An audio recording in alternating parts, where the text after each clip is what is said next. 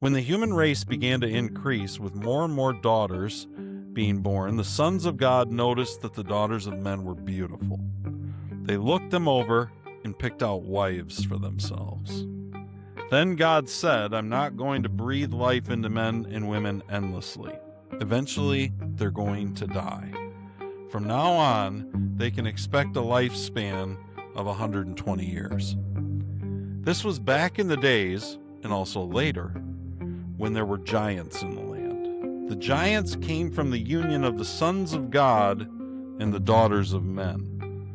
These were the mighty men of ancient lore, the famous ones.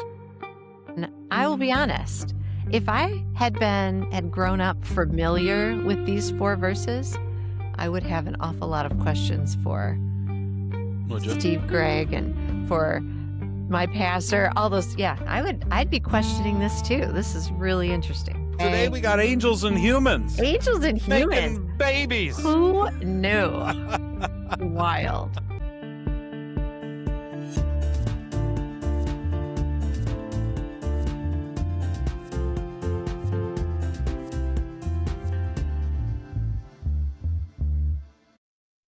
Welcome, everyone, to Beers with Jesus, Todd's World. I'm Todd. Carrie's with me. Every week we get together and we're just walking through the stories of the Bible. We do the Wildly Opinionated News Hour that drops on Tuesdays, where we give our wild opinions about the news of the day. Go through clips, have some fun. We do. I think we have fun. Today we just, on Beers with Jesus, we just walk through the stories of the Bible. So we've been going through Genesis. How do you like it, Carrie? I'm enjoying Genesis. Carrie was nervous about Genesis to begin with. I just thought it was going to be like slow and hard to understand. Instead, it's like action packed it's not slow at all, is it? Not slow.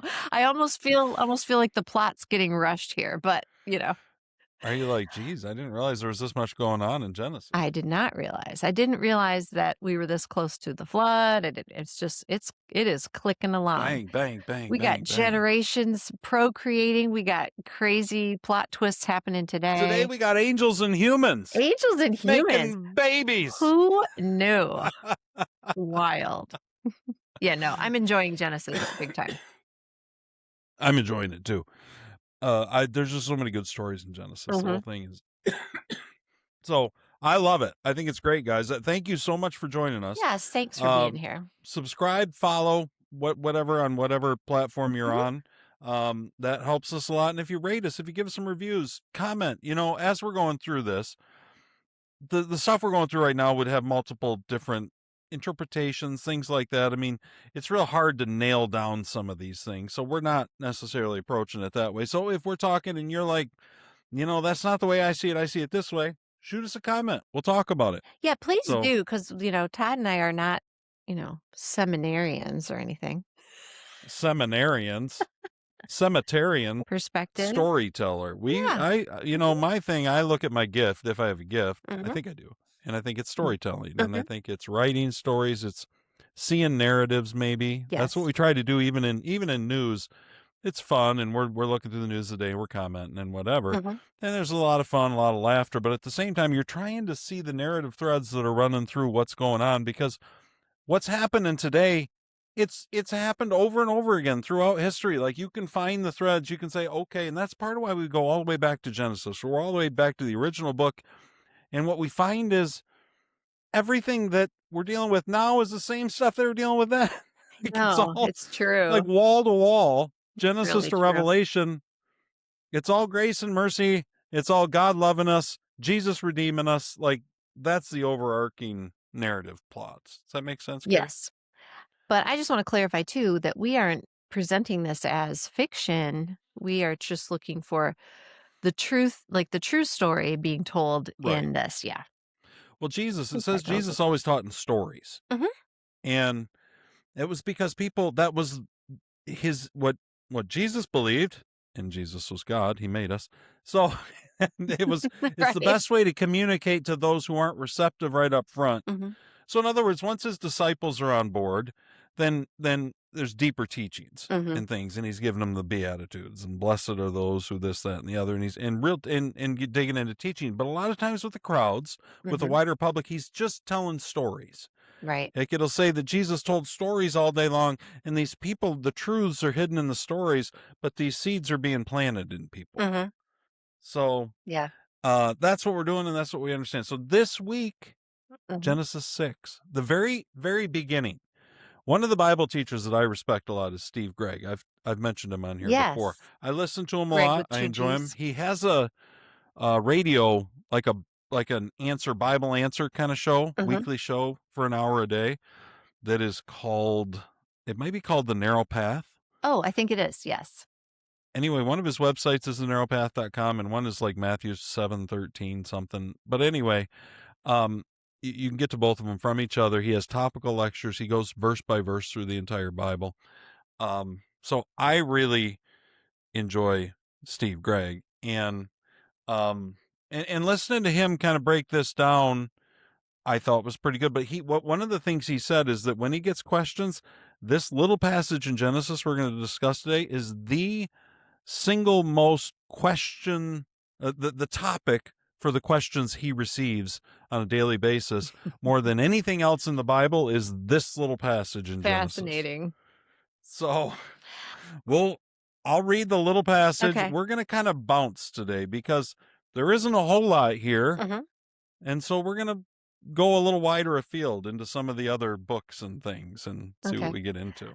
So I did read this because I know this. You read 4 verses? I read the 4 verses ahead of the show because of the way you prefaced everything. And I will be honest, if I had grown up familiar with these 4 verses, I would have an awful lot of questions for Steve Gregg and for my pastor, all those. Yeah, I'd be questioning this too. This is really interesting. Well, let's read the 4 verses. All right. And then tell us what some of your questions would be. I'm curious. Well, I mean, I'm just like, where the heck has this been like the whole time Where do you start? Yes, right. Okay, guys. So this is just before, if you know a sequential timeline of Genesis, Mm-hmm. you have the creation of all things is Genesis 1. Mm-hmm. God kind of zooms in on the creation and relationship with humanity in the Garden of Eden in Genesis 2. Yeah, his relationship. In Genesis 3, you get the fall. Mm-hmm. The fall of man, the serpent, the Eve, the apple, the whole thing. Mm-hmm. All of these we've already done programs on real recently, and quite honestly, you should listen to all of them. Yeah. Make time in your day. It's worth that. They're not long. But go on to 4. Mm-hmm. Chapter 4 is Cain and Abel, mm-hmm. and a little bit more. And then the family tree of the human race, which was chapter 5, we talked about last week. Which sounds like a dull topic on the surface, but Todd did a great job with a chart, so I highly recommend going and looking at We kind of went through Enoch is where we focused last week. Yeah, Enoch was introduced. And then interestingly enough, there's a book of the, it's not of the Bible.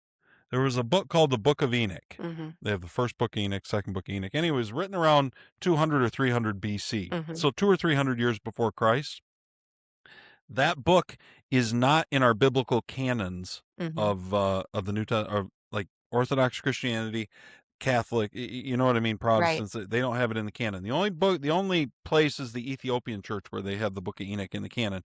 But it was quoted by both Peter and Jude in the Bible, and so it's given quite a bit of weight.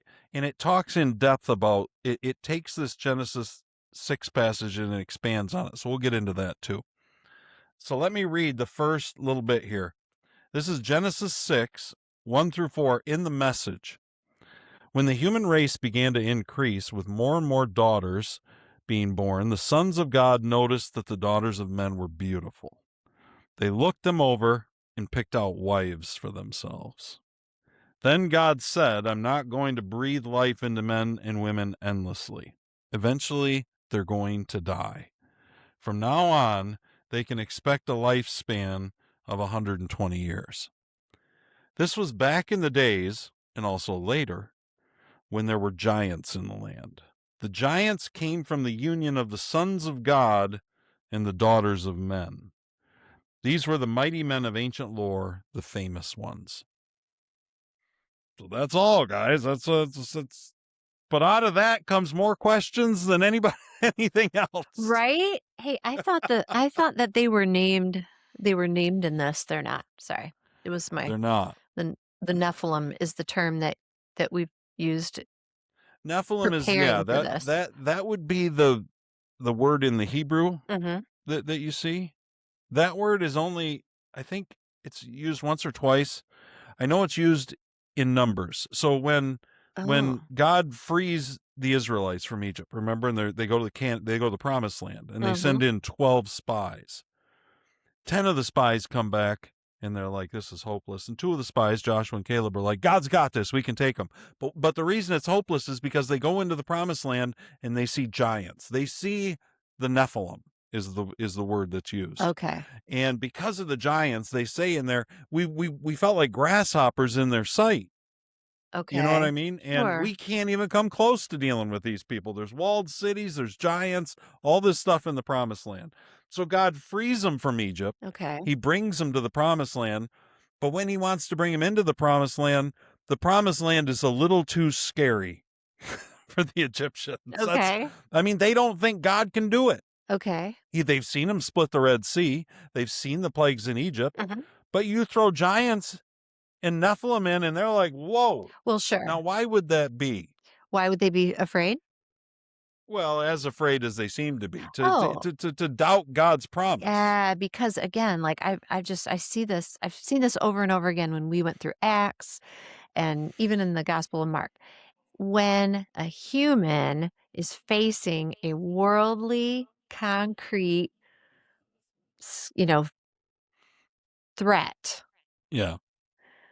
it's really We're hard scared. to break out. Yeah, it's really hard to break out of that human, earthly rooted fear It is. of what's right in front of you. But wait.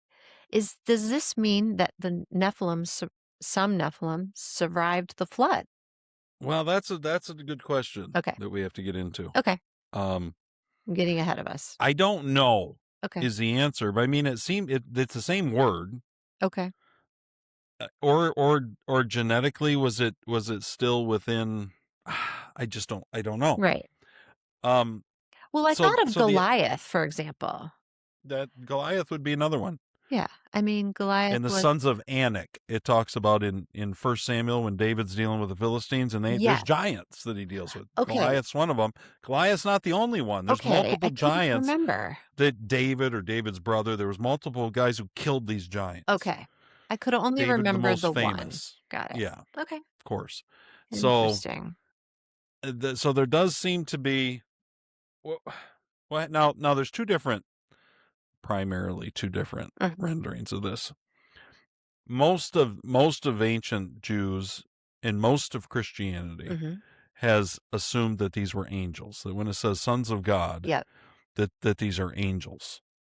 There's another spot where it uses the same where that same word for sons of God is used, and it's in Job, and it talks about the angels coming before God and and reporting to him on what's going on earth. Right. I think you can make the argument that, we're all like, you're a son of God, men are son of God, but it's contrasted obviously here with the daughters of men, like the sons of God and the mating with the daughters of men. So obviously a distinction has been made. Let me give you the less exciting, the less throaty version that people think it could mean. Okay. And then we'll go with what most people have believed. The less intriguing sci-fi Stephen King version. Okay. Is less than is that when it says the sons of God and it says the daughters of men, that the contrast it's actually making is between the line of Seth and the line of Cain. And so there's this overarching plot point, or this overarching truth, which is beautiful women defile good men. Then that's true. That's been true all through, you got Delilah and Samson, like good men fall through lust to beautiful women. Like this is all through David and Bathsheba. It's everywhere, right? Okay. Bill Clinton and Monica Lewinsky, whatever you want. Sure. Point is, I think so Bill was a piece of work all by himself, but go ahead. There's an idea that the virtuous line of men from Seth intermarried with the worldly line of Cain. Okay. And that from this were great leaders, but they were evil leaders and evil multiplied. Okay. So that's the less throaty version.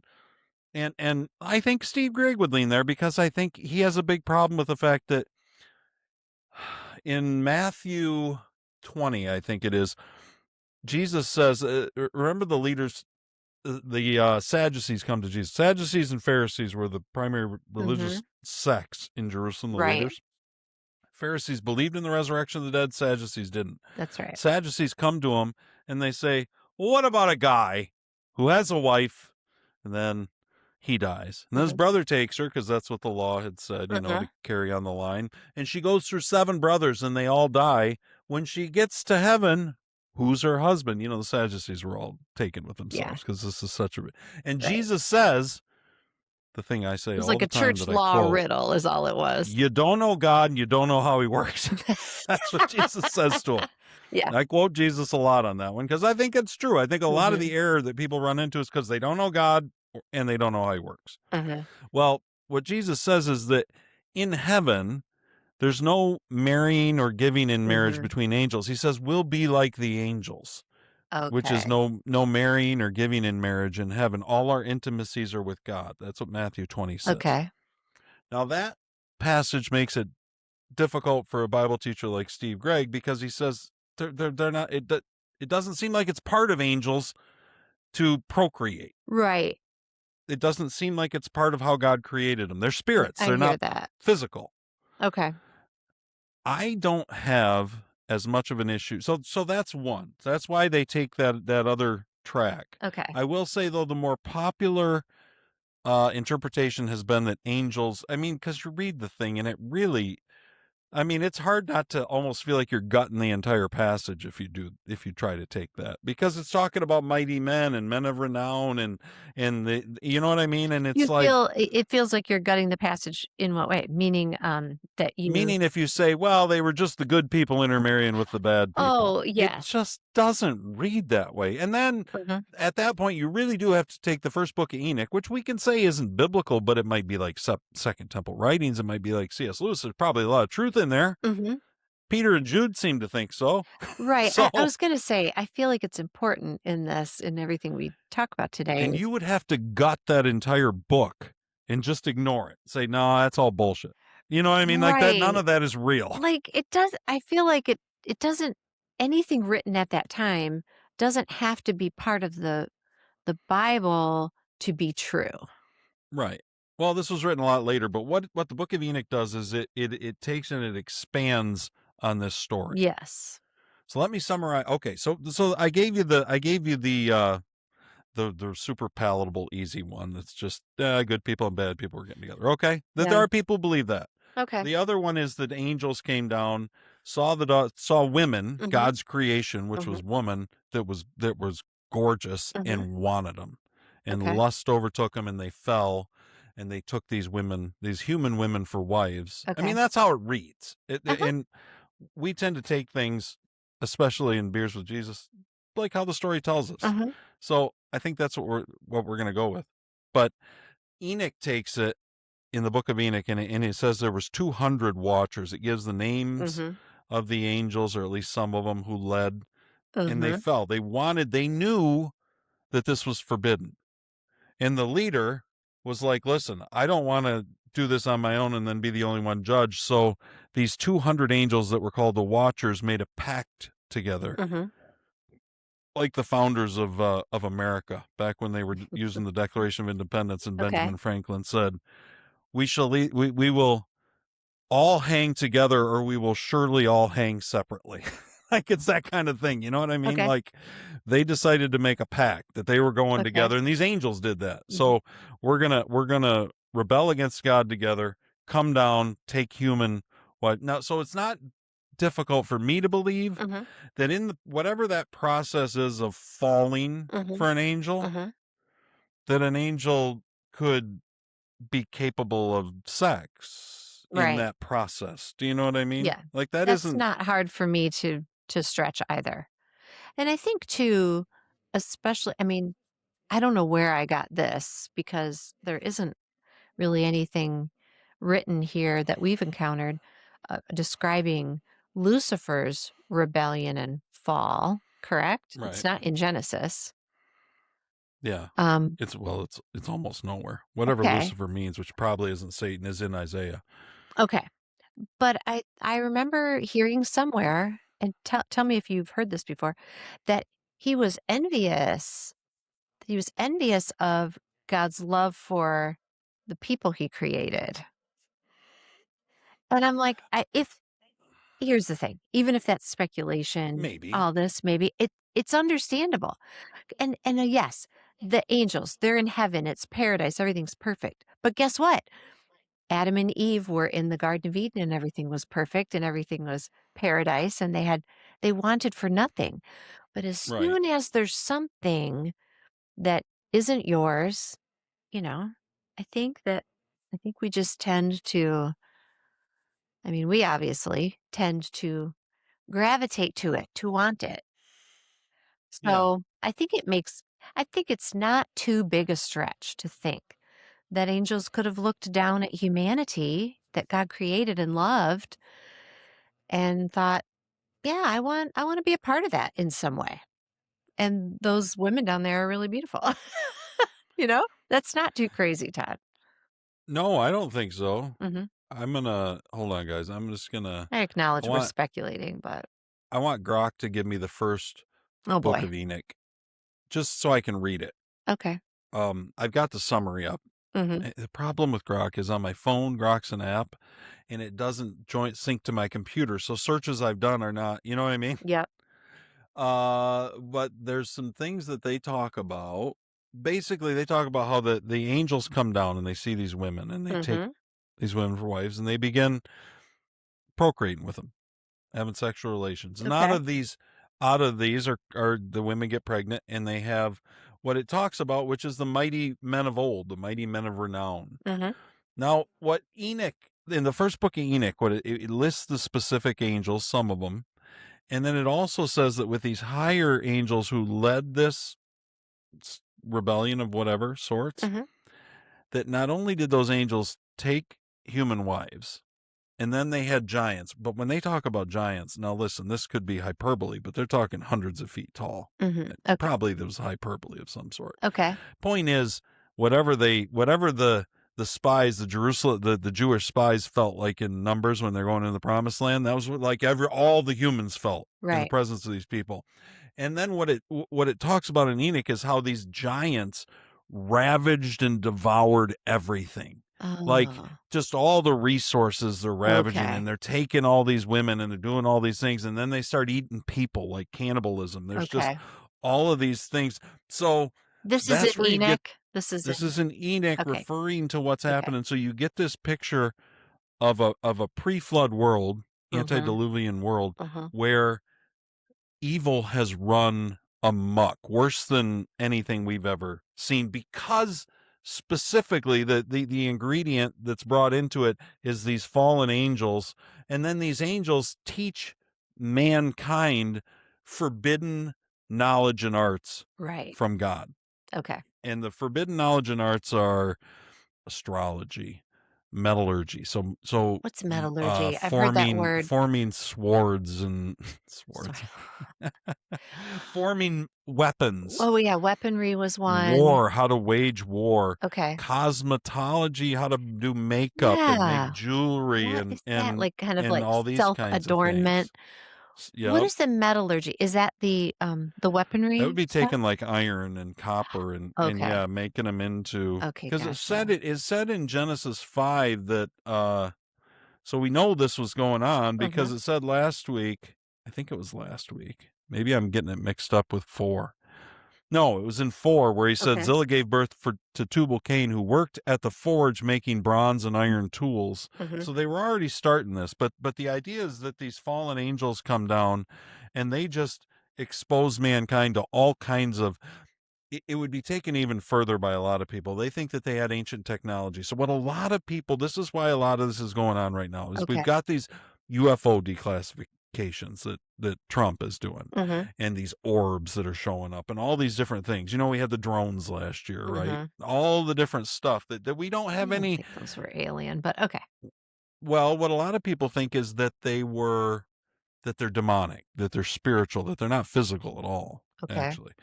Um I don't know whether that's true or not true. Okay. I don't know that we'd have any way to know whether that was true or not true. Mm-hmm. But there's a lot of people that think that. And one of the things that is postulated is that when these watchers came down, and in the midst of all of this chaos and all of this war and all these things, they're teaching people their technology, and that they had an advanced form of technologies that even we don't have today. And this is the idea that when the flood came, some of these civilizations, small remnants, retreated to places. Where might they have retreated? Some people think the moon, the dark side of the moon. Some people think the oceans, because we don't know anything about the oceans. Right, underground. And so the idea is that a lot of what we're seeing, they're not extraterrestrials, they're terrestrials Mm-hmm. that harken back from this era, that yes, some remnants survived the flood. That's what people think. I'm not saying that that's Right. that's just something that's out there. Okay. Whether or not it's true, I don't.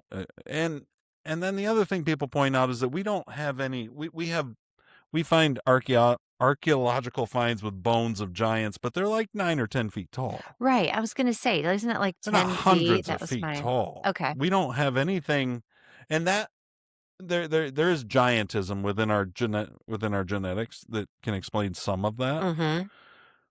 Nothing that would explain, I don't think, what it's talking about here in Mm-mm. Genesis 6. But then people say, well, why don't we find the remnant? Why haven't we found any fossils of giant bones, the Nephilim bones or whatever? Well, I was going to say, it might not have been that many, you know? Could have been. I mean, well, if you think about it, if you think there's 200 angels, Mm-hmm. well, there was at least have one each, but probably a lot more kids than that, Yeah, right? but I mean, If they're if you had lusting after one, these but I women, mean, when they're you think probably of, putting them through their paces. but listen, let's say they had one each. We're talking about 200 people in the history of the world. It's not that 200 many. giants. It's not, yeah, it's not like we'd necessarily have like they would You're saying it'd be like needle in a haystack. yes, trying to find those bones. Find the remains, sure. Plus, there's nothing saying that God. I question whether God hides. There's a passage in Deuteronomy that talks about God hiding the deep things of the world. So, in other words, we aren't going to know everything. Mm-hmm. There's things that God keeps. There's things that God holds back from us, holds to Himself for whatever reason. We don't know what they are. Probably all kinds of things. Oh, but I mean, right. He tells us Sure. there's some things. And it's not shocking to think that there could have been a flood, and as cataclysmic as such an event would have been, that there wouldn't be anything. Well, the entire point, I think, of God is that there's not going to be anything of you left. People aren't going to be finding remnants of your civilization. When I'm done, this evil is done. Yeah. Now, there is one caveat to that. Okay. We've talked about demons. We've talked about Satan. We've talked about some of that as we've gone through our various readings in Mark and in Acts and now in Genesis. There are people who believe that the Nephilim, the demons, not fallen angels, two different things. Mm-hmm. If you think about it, fallen angels in the Bible, whenever you see them, and you don't see them that much, but they're still kind of presented kind of majestically, like the Prince of Persia's fighting Michael the Archangel. I mean, demons are presented like they're a little grubbier. They're like down, like they want to make people bark like a dog and things. Like, you know what I mean? And they're depraved, and they look, I mean, when they're depicted visually, they're more like a gargoyle than an angel. Yeah. There's a darkness to it. If you think of Jesus with the demoniac in the tombs,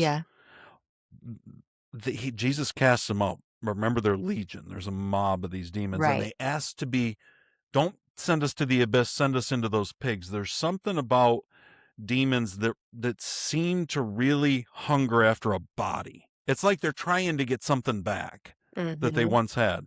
Well, one of the theories is that the souls of the Nephilim, the hybrid offspring of angels and humans, were cursed to become demons, and that's where demons come from, is the souls of the Nephilim. So their souls, these spirits, did survive the flood and still haunt us and still plague us.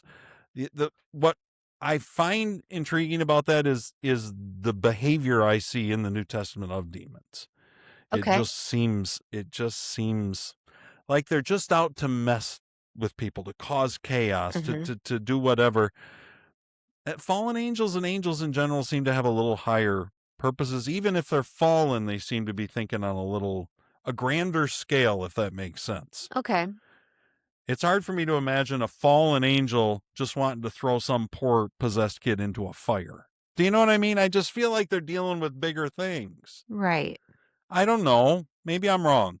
Who No, knows? like I hear what you're saying. Like there's a fallen angel, for example, is just like deeper in purpose, deeper in makeup. Whereas this demon, like the demons we've seen possessing figures in the books we've read, Mm-hmm. are they're very shallow. Like they're very Yeah. I'm going to say two-dimensional. They they know who Jesus is, and they're fighting him. They're not as strong as he is, but like you said, they beg to not go back there. They want to be sent, like you said, into another body. That's really like all we know. Well, and Jesus tells a story about how a demon, if you cast out a demon, Mm-hmm. and then that soul is kind of how Jesus presents it. It's clean swept, so you have a soul The that's swept clean, the soul of the but possessed, not the the demon, soul of the correct? possessed is Okay. swept clean. But he says then those demons will go through dry and arid places, but they'll sometimes circle back around to the same person from which they were cast out. And if that person has not been filled with something else, they'll bring 7 of their friends and they'll reinfest him, is what it Dang. talks Oh my about. gosh. So there's something in demons specifically that really wants to possess a body, is what it seems like. Okay. You know what I mean? And they'll Well, and destroy maybe the that's soul their whole inside, they'll do purpose. whatever. It's like a hunger. It's like a hunger they can't like sate. Is Mhm. that the right word? I think so. Satiate. Yes, there you go. Anyway, I think sate's the word, but anyway, we don't use it that Right. way. So anyway, those are some ideas that Mhm. are bouncing around in here that people they find real interesting. First of all, how could can angels and humans still procreate? Like, I mean, you have the stories. Now this would be more in fiction where you have demons that come Yeah. and they'll impregnate women and but it's the same exact kind of thing that's happening here. Right. I It's just mean, not all at once. Although we don't hear a lot of it. So I believe in demon possession, but I don't, and I believe in guardian angels, but I don't believe of like angels physically interact like with humans. You know what I mean? yeah. No, Not like yeah, I do. not tangibly. And I don't think Right. demons do either. Like gross movies who talk about demons impregnating women, that's just gross. And I don't think that happens. Well, it's kind of a typical trope for like Yeah. what would you call it? I don't Anne know. Rice. Anne Rice had some of that in Oh, her really? stuff. Ugh, Yeah, horror type. I hate that stuff. Probably horror type stuff, you know what I mean? Stories and whatever. Uh-huh. So that's interesting. I Mhm. think this is why people find the whole thing so fascinating. The other reason I think people find it so fascinating Mhm. is because they don't perceive any of the answers to actually matter all that much to them. It's not like Jesus calling them to be pure. like that like that's something you got to deal with right away. If you can just think about demons and angels and whatever, and it's not you can go out and live your life however you want. I mean, I'm not a fallen angel. That's not that bad. Right. I don't you know what I mean? Yes. I think There's not a call to action in these 4 verses. we're drawn to things that don't challenge us in our lives to go Right. be better. It's yeah. You know what I mean? You're right. So it's just curiosity about the origins of some Yeah. things. I Well, think it's why on the your average everyday ordinary people are calling into a radio show and asking those kinds of questions. mhm. And yet we don't hear much about it from priests during homilies or from pastors during messages. And I think that's the No. reason is because I'm not sure there's a whole lot to be gained out of it on a week to week basis to Right. encourage people. You know what I mean? Well, and despite how either credible or sacred any ancient texts are, if it's not part of the Bible, they're usually not talking And you about always it wonder about it. Right. on They're the not going to go there. at the podium or on the stage. Now, I'm going to go to Yes. Jude quick. I'm going to Okay. read a couple things out of Jude. I was really curious when you just mentioned it again, that this is referred to, Enoch is referred to elsewhere in the Bible. So I'm glad you're doing Yeah, this. and this is one. This is So this cool. is what okay. He says, so this is Jude 5. There's only one chapter in Jude. Okay. the heading in the message is Lost Stars in Outer Space. I'm laying this out as clearly as I can, even though you once knew all this well enough and shouldn't need reminding. You could have left that out, who wrote? Jude. Okay, who wrote this? Is this Jude? Jude I wrote think he's this? a brother of Jesus. Hold on. I, Jude, am a slave to Jesus Christ and brother to James, writing to those loved by God the Father. But I think he was brother to James, who was brother of Jesus. I think there was another James, James the Just, who wrote the book of James. I don't think that's who Jude's talking. Anyway, if I'm wrong, guys, send me a comment. You're probably right. Fill us in. Okay. So it says, the master saved the people out of the land of Egypt. Later, he destroyed those who defected. And you know the story of the angels who didn't stick to their post, abandoning it for other darker missions. But they are now chained and jailed in a black hole until the great judgment day. Sodom and Gomorrah, which went to sexual rack and ruin, along with the surrounding cities that acted just like them, are another example. Burning and burning and never burning up. They serve still as a stock warning. That's exactly the same program of these latest infiltrators. Dirty sex, rule and rulers thrown out, glory dragged in the mud. The archangel Michael, who went to the mat with the devil as they fought over the body of Moses. That's, again, something we don't have anywhere else. This is the only place we hear about this. And say that part again, that part.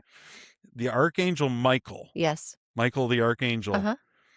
Who went to the mat with the devil as they fought over the body of Moses. Dang. Because remember, when it was time for Moses to die, God brought Moses away, and he died on. God's the only person who knows where Moses was buried. It does talk about that. Okay. No, the children of Israel never knew. Okay. But here it talks about Michael battling with Satan over Moses's body. Wow. Kind of an odd thing, right? Yes. Weird. Who knows? But it says Michael wouldn't have dared level Satan with a blasphemous curse, but said simply, "No, you don't. God will take care of you." And then he goes back to talking to the people that he was comparing to the angels who got thrown into a pit, which is what Enoch describes. Okay. And he says, "But these people sneer at anything they can't understand, and by doing whatever they feel like doing, living by animal instinct only, they participate in their own destruction. I'm fed up with them." And then this is interesting. They've gone down Cain's road. Ooh. Interesting. They've been sucked into Balaam's error by greed. Balaam was the one whose donkey talked to him because he was trying to curse the Israelites. And every time he tried to speak, God changed the curse into a blessing. And he kept trying to do it because he was paid to curse the Israelites. And every time he tried, and then there was an angel in the road waiting to kill him, and his donkey stops. And Balaam's hitting his donkey. "Why won't you go?" And his donkey speaks, and he says, "They're going to kill you. There's an angel in the road." That's awesome. Donkey and a serpent. I think those are the only times in the Bible that animals talk, but those are the two. And then he says they're canceled out in Korah's rebellion. Korah was at the time of Moses, after they were delivered from the land of Egypt, there was a group that rebelled against Moses before they got to the promised land. Okay. And then before they were wandering in the desert for 40 years. Okay. There was a group led by Korah. Okay. That had rebelled against Moses, and Moses prayed to God, and God, the ground opened up and swallowed these people. Essentially, Korah in his rebellion. So anyway, the point is that and then he'll say later on, this is Jude still, Enoch, the seventh after Adam, prophesied of them, "Look, the master comes with thousands of holy angels to bring judgment against them all, convicting each person of every defiling act of shameless sacrilege, of every dirty word they have spewed of their pious filth. They are the complainers, the belly apers, grabbing for the biggest piece of the pie, talking big, saying anything they think that will get them ahead."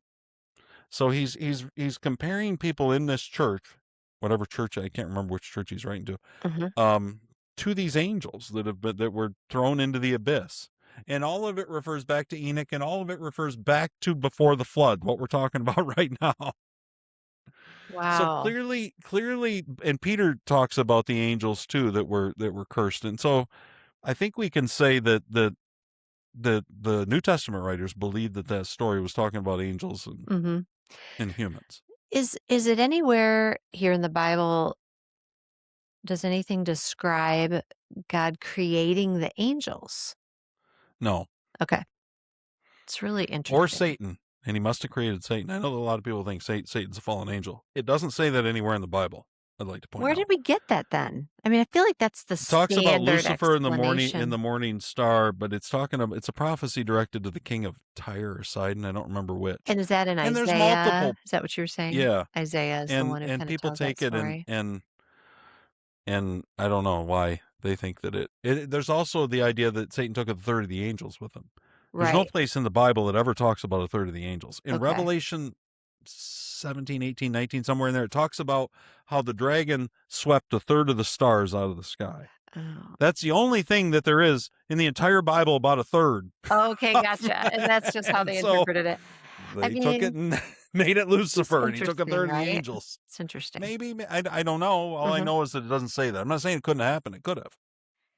Yeah. But in Enoch, it specifically gives the number 200 for the watchers. Okay. So these 200 watchers descend on this mountain, and it was this mountain where they make their pact and their oath to defy God specifically in this way with his creation. Wow. And what they're doing essentially is they're doing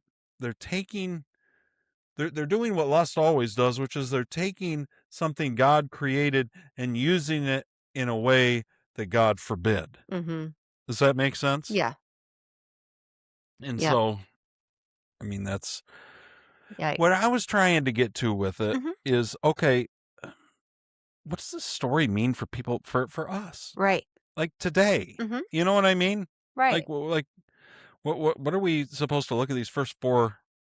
Well, first of all, I think that it was really, that the pre-flood era was really evil. We can't imagine it because we look at Hitler and we look at Stalin and we think, how could anything be worse than this? Well, I guess it was. I guess if Stalin was 40 feet tall and eating people by the fistful, it might be that video on our phone might get a lot of likes, a lot of views. A lot of views. A lot of thumbs down. Quit eating those people. Right. So my point is, I think that it can be, I think the idea is that unrestrained evil takes over and it just destroys everything. And I think the same is true. Like if we took this from this worldwide scale and we kind of bring it square down into like where we live, we can say that we do the same thing sometimes. We look at things and maybe we're drawn away by lust. That's the easiest thing. And we look at it and we know God is forbidden. And yet we think, looks really good. Looks really tasty. You know, really tasty. I think I'll live with the with whatever the punishment is. That's what these angels thought.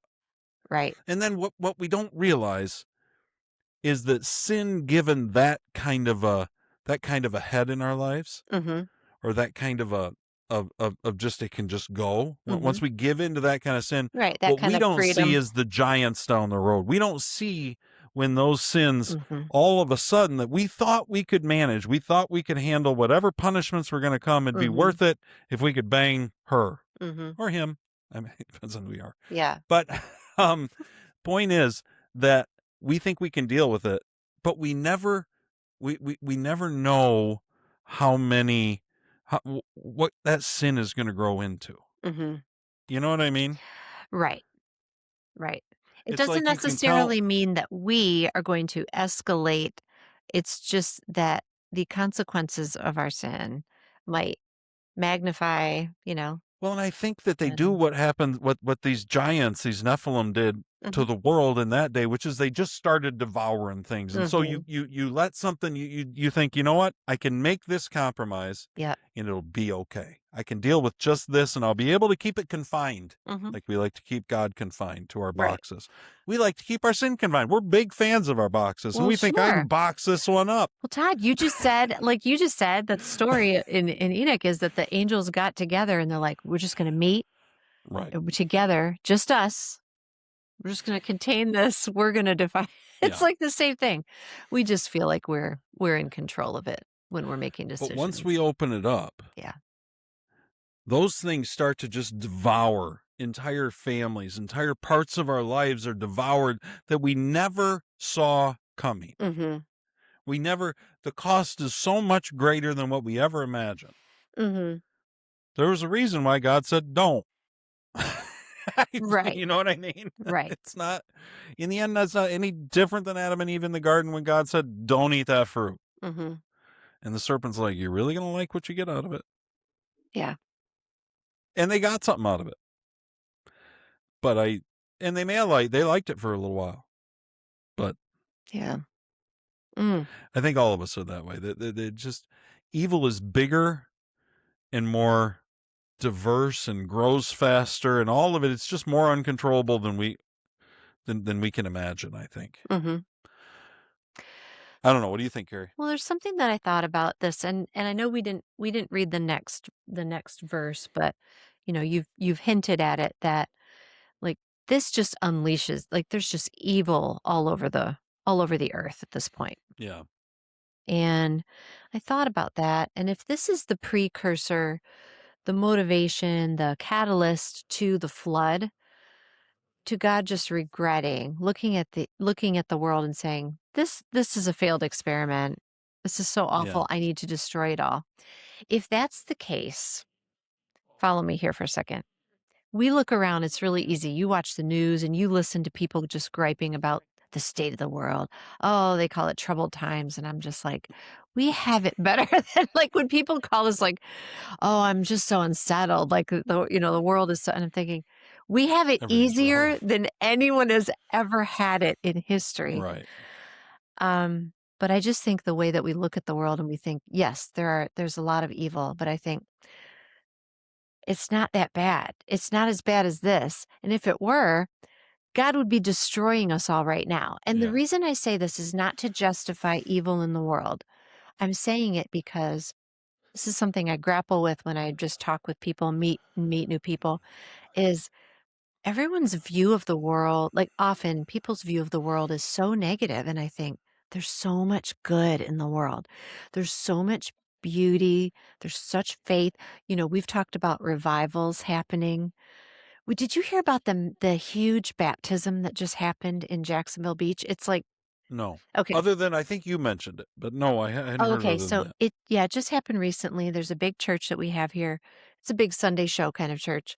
Sure. But I'm trying to remember Nothing like a Sunday show. trying to remember how many people they baptized. I feel like it was in the neighborhood of 2,000 people, Holy moly. something like that. It was huge. And if you go look it up online, it's at Hannah Park in Jacksonville, and you see just this much. They had 14,000 people there watching it happen. Wow. Yeah, it was incredible. And I think of that, and I think That's really cool. it's really cool. And I think people are seeking, they're seeking God right now. They're looking for Jesus. They're making changes. And, no, we're not going to see perfection here on earth. We're not Right. we're not going to see that until it's all over. But I feel like, man, if God's not destroying us all with a flood or opening up the earth and swallowing us up because we're so awful, then you know what? I feel better. like I think it's just a good thing to remember that you need to look for the good because there's just so much good in the world. I wonder sometimes, Mhm. this might come off a little heretical to people. Heretical? I wonder, yeah, Yikes. Okay. heretical. I just wonder sometimes because, Augustine and whatever, he laid in total depravity, that we're totally depraved, right? Oh, that we All were? That we are? humanity is totally depraved. Okay. But then I wonder sometimes, Mhm. well, how can God redeem us if there's nothing redeemable about us? It seems to me like when the world got totally depraved, God ended it. Mhm. He washed it out and started again. That's what it seems like Right. to me. And when the city of Sodom and Gomorrah was like, right? And They were by that totally I don't, depraved. yeah, by that I don't mean that God, that there's anything in us that we deserve. Like there's not if there's Right.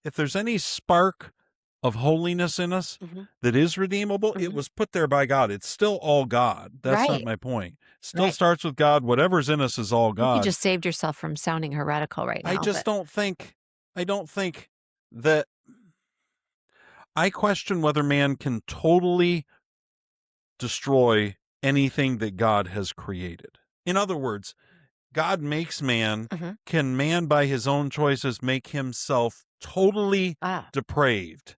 okay. Is he stronger than God in that sense? I don't know. I just don't know. So, You can choose not to. That doesn't mean that you can choose not to follow God. I understand that. You'll die. right, That's what we've been told, and that's what happens. right. And that the only way to life is through Christ. No doubt about that either. I'm not getting. All I'm saying is that if God made us like Himself in His image, if He made us with some goodness, which He did, He says Mhm. He Oh, made yeah, everything. He said it was good. If right. He made this creation with some goodness, Mhm. I don't believe that man can totally extinguish that light. Do you understand what I'm saying? Yes. I think God's stronger than that. Oh, And I think when God is God stronger than redeems that. us, Yeah, He's redeeming something of which there's some redeemable value left. He put the redeemable value there. I'm right. not saying that. I get that 100%. Mhm. My only point is that God didn't try to save and redeem the pre-flood world. You know what I mean? like Oh, yeah. they were, I think, and maybe the difference is the Nephilim. Maybe the difference is that influence of this direct spiritual, fallen angel energy Maybe. that was the pollutant that he had to just wipe clean. And then it talks about us having the Holy Spirit. Now that's since Christ Right, I was gonna has say, this is ascended. also all pre-Jesus. But I think that the Holy Spirit is doing a lot to hold that Mhm. evil at bay too. Yeah. You know what I mean?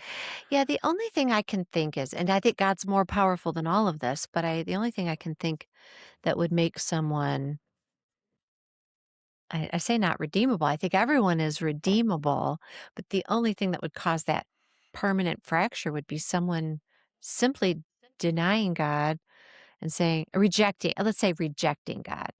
Yeah. But let's say you've got the most die-hard atheist on earth and he Mm-hmm. dies or has an encounter before that. But let's just say he dies.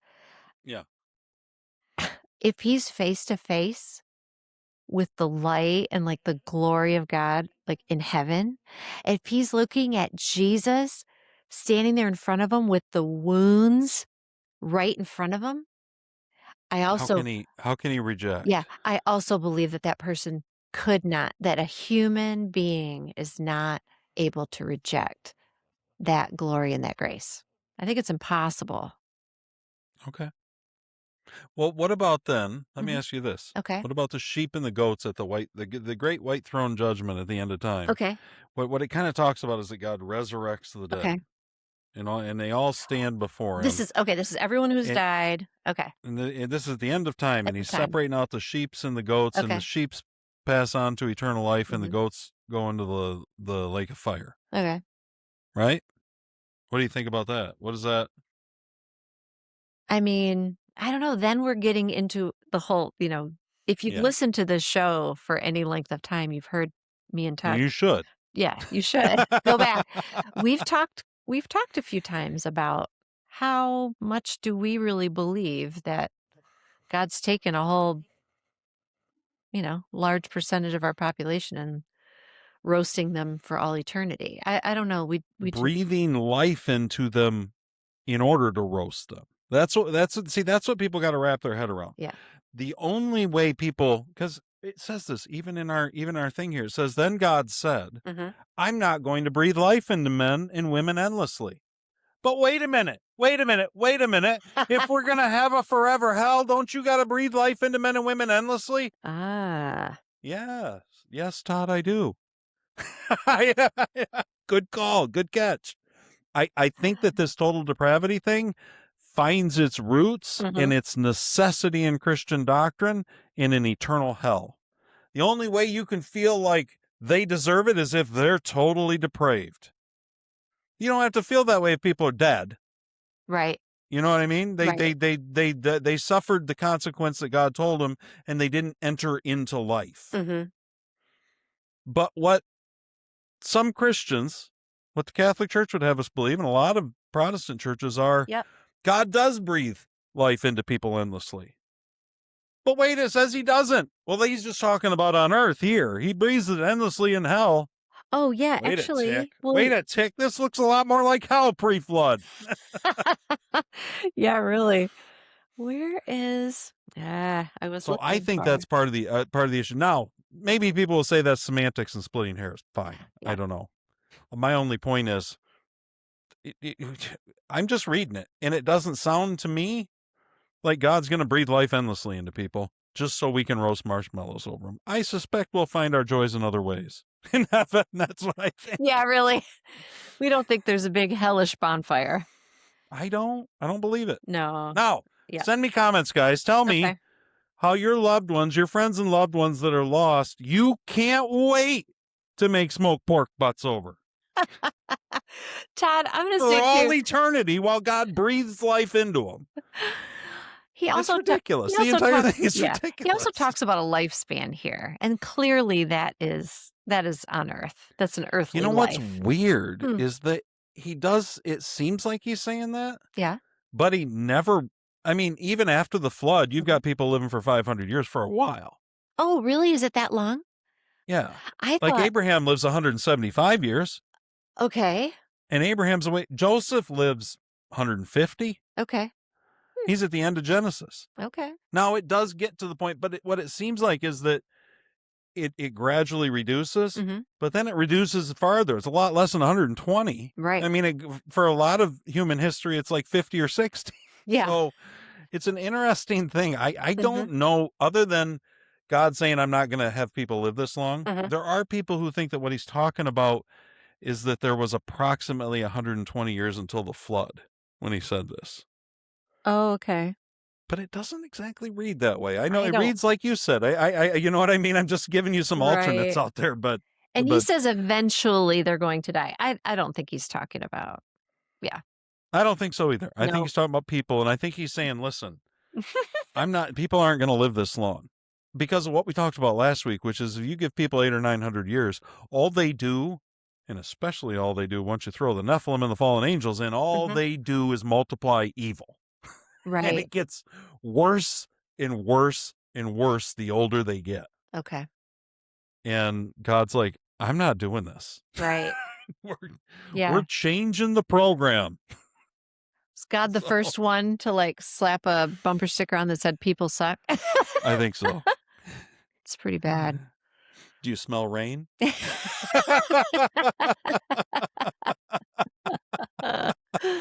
That's funny. So anyway, I think that's the purpose maybe is to look at it and say, hey, what you got to be you always have to be more careful with sin than we think. Mhm. Everybody all the time. Mhm. I think that's fair. I think that's you know fair. What I mean? Right. It'll become a giant in your life and it will devour your life. Now, Ooh, well said. it's possible that there's forgiveness on the other end. It's possible you look back and say, even though it devoured my life, I wouldn't want it any other way because that's what it took for me to see God. Great. Whatever it takes for you to see God. Right. But just know when you're playing with sin, you can't control it. Right. Especially when you like start trying to control the Nephilim. Yeah. It's especially when you're trying to, contain it all yourself. Like I've got this under control. Yeah. If you're messing with sin, is that what you said? Playing with sin? Yes. Playing around with sin. If you catch yourself ever thinking that along those lines of, I can contain this, I can handle this. It's like, you're in very, I remember very thinking it, thin guys. ice. Toddsworld.net, Leaves the Blue Ways, my memoir. If you read it, I went through a period of my life where I thought I could handle it. Go And you know what's that. interesting? What's interesting is that people, we have a tendency to treat God and sin the same way. We think we can control them both. We think we can box them up. Right. And they both will spread and do far more than you ever imagined. You give God just an inch in your life, whew, he'll do a full remodel. And you'll be like, what is going on?